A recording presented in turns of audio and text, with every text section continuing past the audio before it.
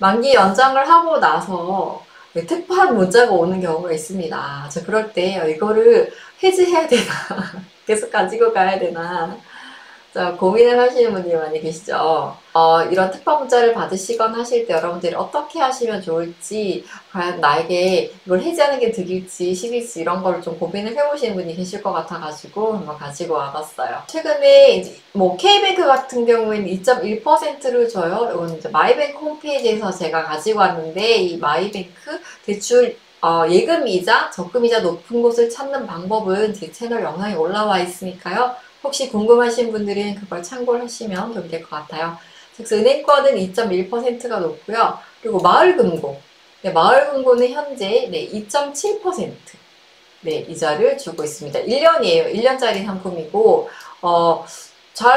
데이터가 잘 나오더라고요. 그래서 2.7% 정도. 저는 혹시나 낮거나 너무 높거나 좀 이율이 내용이 업데이트가 늦으면 어떻게 할까라고 생각을 했었는데 현 시점에 이율을 잘 반영을 하고 있더라고요. 그래서 마이뱅크 자료를 가지고 왔어요. 자, 그리고 신협 같은 경우에는 2.73%까지 주는 곳도 있더라고요. 근데 이거는 좀 고액일 것 같아요. 제가 생각하기에는 아마 뭐 1억 이상이라든지 이런 조건이 있을 것 같긴 하지만 어쨌든 현재 시점에서는 2.73%가 가장 높은 이자더라고요. 자, 그러면 이렇게 특판이 나오고 있는데요. 저 예금 갱신한 지 얼마 안 됐는데요. 자, 이거 특판 예금으로 바꿔야 하나요? 라는 고민이 생길 수도 있죠.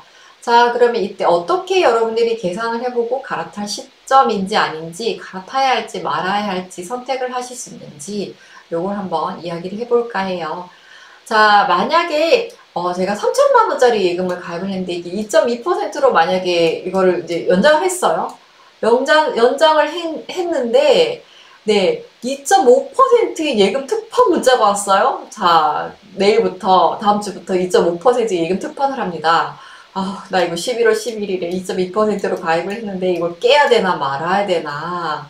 굉장히 고민이 되죠. 자, 11월 20일부터 2.5%로 특판을 판대요. 자, 그럼 이때 여러분들이 계산을 해야 되는 건, 자, 우선 2.2%, 1년치 이자를 한번 계산을 해보는 거예요. 자, 3천만 원 곱하기 2.2%를 하면 66만 원이 나와요. 우선 이건 세전으로 제가 계산을 할게요. 자, 그런데 2.5%, 1년 이자가 75만 원이에요. 자, 그럼 이자 차이가 얼마가 나나요? 9만 원이 납니다. 에이, 뭐, 이거 그냥 뭐 포기할래? 라고 하시면 그냥 놔두셔도 되고요. 아, 나 만 원이라도 더 받아야겠어. 라고 하시면 이제 계산을 하시면 됩니다.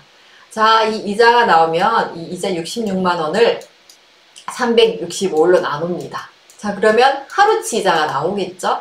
자, 1일 이자는 2.2%는 1,800원 정도 돼요.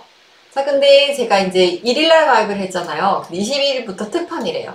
자, 그러면 20일 정도 제가 넣어놨었잖아요. 자, 이 20일치 이자가 약 36,000원 정도 됩니다, 여러분. 36,000원 정도예요.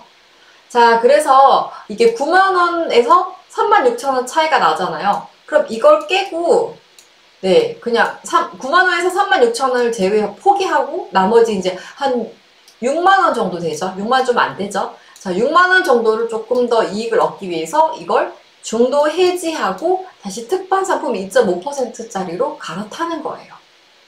자, 이렇게 계산을 하시면 돼요. 그래서 내가 이때까지 가입한 기간 이자를 포기할 만큼 나에게 수익이 있나라는 걸 계산을 하시고 그게 득이 된다라고 하시면 해지를 하고 새로 하시면 되고요. 만약에 나 그냥 뭐 교통비도 너무 많이 들고 나 그냥 안 할래 라고 하시면 그냥 깔끔하게 포기를 하시면 되고요.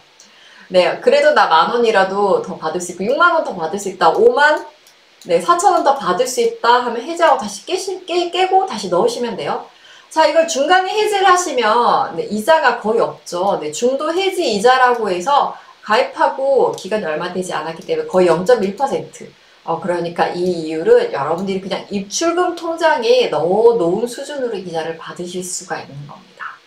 자, 그래서 그 기준을 여러분들이 이렇게 계산을 하실 수도 있지만 여러분들이 보시긴 조금 복잡하실 수도 있잖아요.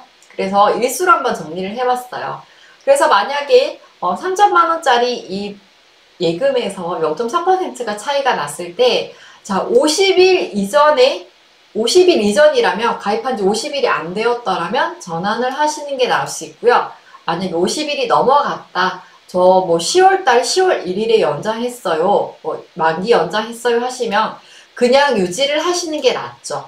왜냐면 이미 시간이 오랜 시간 지났고요. 50일 이상 지났고 그만큼 만기가 뒤로 밀리잖아요. 깨고 다시 넣으면 현재 시점부터 다시 1년이기 때문에 그 시간도 여러분들의 돈이기 때문에 그래서 우선 이자 금액에서 큰 차이가 없고 시간이 지나가 버렸으면 이자가 낮아도 그냥 유지하시는 게 낫습니다.